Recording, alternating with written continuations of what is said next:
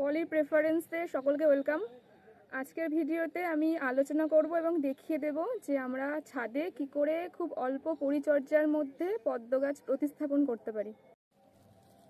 প্রথমে আমি এরকম একটা প্লাস্টিকের গামলা নিয়ে নেব।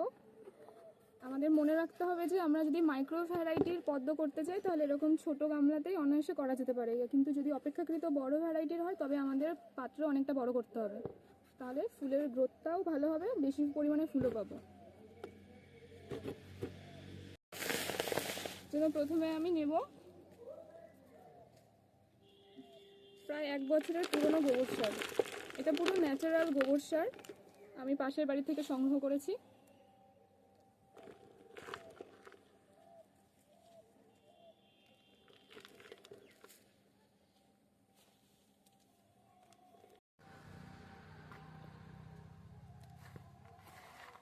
প্রায় 2-2.5 ইঞ্চি মতো গামলাতে পরিপূর্ণ থাকবে এরকম গোবর সার। নেওয়ার পর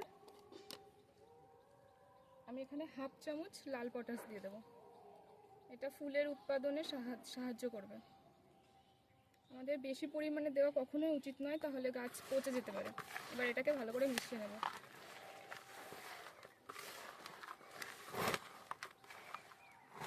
এটা মেশানো হয়ে গেলে দিয়ে দেব পুকুরের পচা কাদা।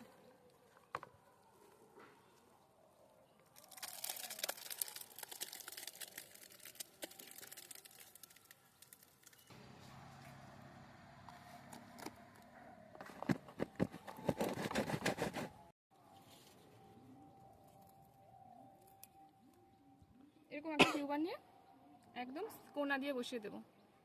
আমাদের কখনোই পদ্মের টিউবার মাঝখানে প্রতিস্থাপন করা উচিত নয়, কারণ পদ্ম গাছ গামলার চারপাশ থেকে গোল গোল ঘুরতে থাকে। এভাবে বসালে গাছের সাপোর্ট আসবে। এবার গামলাতে আলতো করে জল দিয়ে দেবো। এমনভাবে জল দিতে হবে যাতে গাছের টিউবারটা কোনো রকমভাবে নড়ে না যায় বা উঠে না যায়।